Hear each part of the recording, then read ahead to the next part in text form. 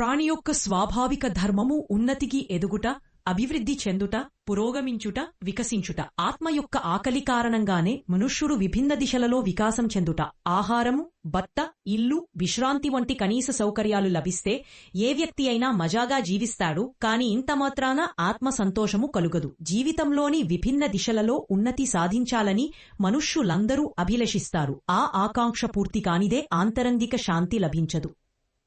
ఉత్థానానికి అనేక సోపానాలు. వాటిపై అధిరోహిస్తూ ప్రాణి ఆత్మోత్థానము వరకు చేరుతాడు. శారీరక, ఆర్థిక, బౌద్ధిక, కుటుంబ, దాంపత్య ఉన్నతి పొందుతూ మనుష్యుడు కీర్తి, ప్రతిష్ఠ, ఆదరము, సుఖసౌకర్యాలకు అధికారి కాగలడు.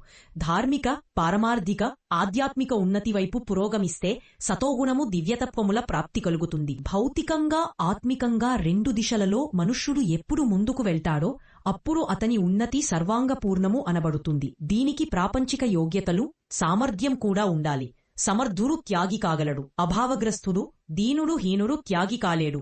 ప్రాపంచిక ఉన్నతికి వలనే ఆత్మిక ఉన్నతికి కూడా అనేక మెట్లు ఉన్నాయి. ఈ మార్గంలో ముందుకు వెళ్లే కొద్దీ అనేక దివ్య సంపదలు లభిస్తాయి. ఆత్మిక క్షేత్రలోని సంపదలు ఎంత గొప్పవంటే వాటితో పోల్చినప్పుడు ప్రపంచంలోని అన్నింటికంటే పెద్ద సుఖం కూడా తుచ్చమని తెలుస్తుంది. ఆ ఉన్నత పథముపై మనుష్యుడు తన బలము చేతనే ఎత్తులకు ఎక్కలేడు. కాని మాత సహాయముతో ఈ శ్రేష్టమైన యాత్ర సరళమవుతుంది. మాత కృప, సహాయము, ప్రేరణతో సాధకుని ఉత్సాహము పెంపొందుతుంది. దారిలో కష్టాలకి భయపడే బదులు వాటికి ఎదురుద్దే సాహసం సాధకునిలో ఉత్పన్నమవుతుంది.